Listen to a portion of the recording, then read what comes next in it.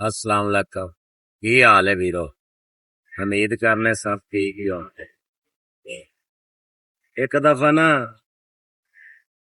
बिमारी दौलत नू कहंदी है कि तू कितनी खुश नसीब है कि लोग तैनू पाउण वास्ते ना मेरे तो दूर भजदे।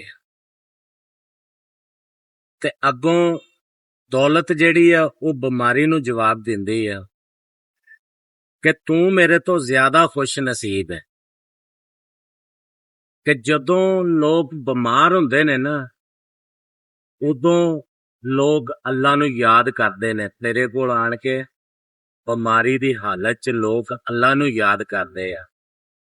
ते दौलत फिर कहंदी आ कि जदों मैनू हासिल कर लैंदे ने ना ये लोग जिहड़े ने ये फिर अपने आप नू भुल जांदे आ, तकब्बर च आ जांदे आ, अपने आप नू गरूर च लै आंदे ते हसदे रवो वसदे रवो।